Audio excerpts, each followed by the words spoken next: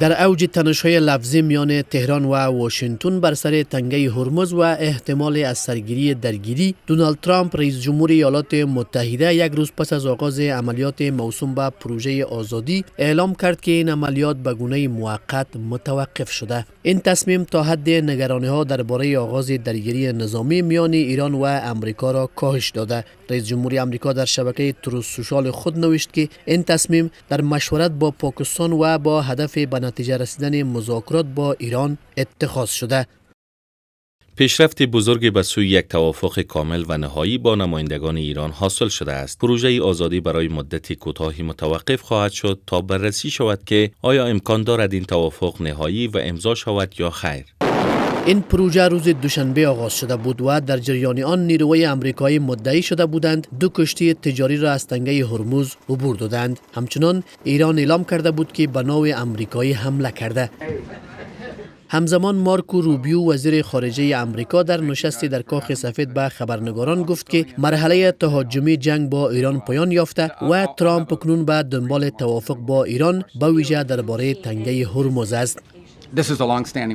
عملیات خشم حماسی به پایان رسیده است. ما به اهداف این عملیات دست یافتیم. مرحله تهاجمی جنگ اکنون تمام شده است. رئیس جمهور ترجیح می‌دهد با ایران به توافق دست یابد، از جمله یک یادداشت تفاهم درباره نحوه بازگشایی کامل تنگه هرمز. این مسیری است که او ترجیح می‌دهد، اما تا این لحظه ایران این مسیر را انتخاب نکرده است.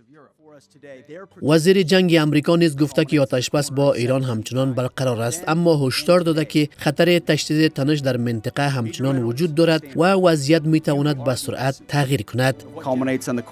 در حال حاضر آتشبس پابرجاست، اما وضعیت منطقه به گونه‌ای است که واشنگتن آن را از نزدیک زیر نظر دارد. از ایران می‌خواهیم در اقدامات خود احتیاط کرده و از هر گونه اقدامی که ممکن است به درگیری دوباره منجر شود خودداری کند.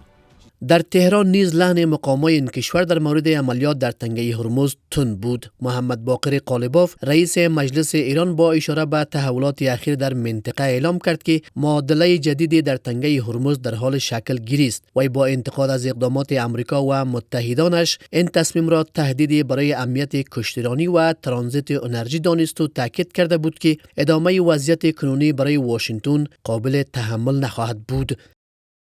معادله جدید تنگه هرمز در حال تثبیت است. امنیت کشتیرانی و ترانزیت انرژی به دست آمریکا و متحدانش با نقض آتشبس و اعمال محاصره به خطر افتاده است. البته شرشان کم خواهد شد. خوب می‌دانیم که استمرار وضعیت موجود برای آمریکا غیر قابل تحمل است، در حالی که ما هنوز حتی شروع هم نکرده ایم. توقف پروژه آزادی با واکنش تند در داخل آمریکا نیز مواجه است. رابرت مالی مسئول سابق میز ایران در وزارت خارجه آمریکا به گونه کنایه آمیز به این تصمیم واکنش نشان داد. او در شبکه اکس خود نوشته که ترامپ عقب نشینی میکند چون خیلی در حال پیروزی است. اعلام توقف عملیات آمریکا علیه ایران و همزمان رسیدن مذاکرات به بنبست وضعیت نه جنگ و نه صلح را میان تهران و واشنگتن تقویت کرده، وضعیتی که همچنان سایه از تنش و بی‌ثباتی را در منطقه حفظ می‌کند. در این شرایط این پرسش مطرح است که ادامه چنین وضعیت مبهم تا چه اندازه به ثبات منطقه کمک می‌کند و آیا به افزایش فشارهای سیاسی و اقتصادی آمریکا بر ایران منجر خواهد شد یا مسیر گفتگوها دوباره فعال می‌شود.